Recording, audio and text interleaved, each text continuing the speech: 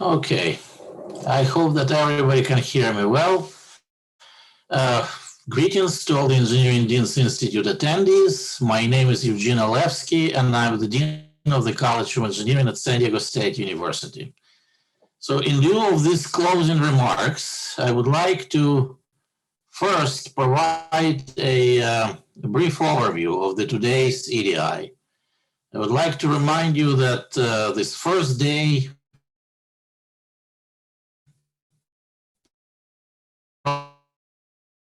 program was dedicated to future. First, it was the exclusive sponsored session, Respond, then Thrive, and it was presented by Dassault Systems. Those who attended the session, you remember that was just a recorded component of it. This session, it explored competencies mobilized by engineers during the health crisis that deserve now a more systematic consider tackling the planet's grand challenges. The next session on modernizing engineering education for industry, it included also live questions and answers with Bosch, Intel, and Siemens. And then we held two concurrent sponsored sessions. The first concurrent session was on digital transformation in engineering labs. It was presented by MathWorks and Quanser Consulting. And I would like to remind you that this session covered the lessons learned from digital transformation that occurred in labs and how they can be applied to ongoing challenges in engineering education. There were some examples of leveraging virtual lab activities to create hybrid lab approaches.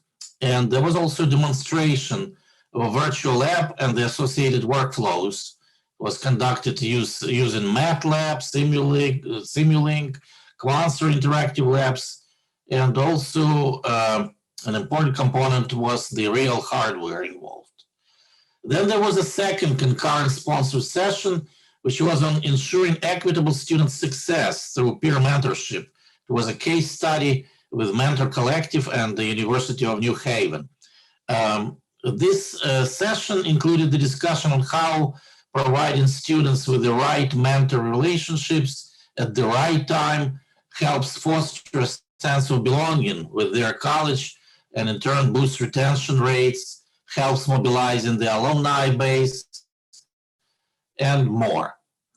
We also had a very dynamic session on cool ideas on future of engineering curricula, and those cool ideas, they included a broad variety of different concepts suggested, including collaboration with industry partners, bridging programs for high school students, entrepreneurship platforms, fellowships for leadership development, development of workplace-ready professional skills for undergraduate students, and also even two different cool ideas on modular approaches to teaching.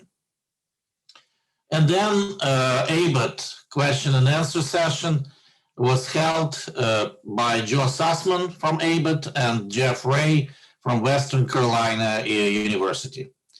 They provided a brief synopsis of the 2020 virtual ABET cycle and what is going to happen in 2021 fall with feedback from ABET surveys of those who already had a visit and results of ABET Academic Advisory Council formal survey of deans who had those visits.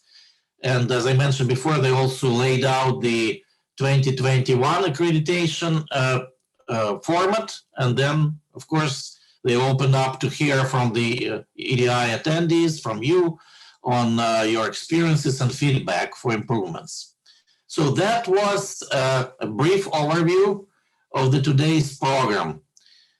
We have some time, limited, but we still have time for a few comments regarding today's sessions and discussions. So if you would like to speak, you can just turn on your microphone and provide your comments. That's the time to do it.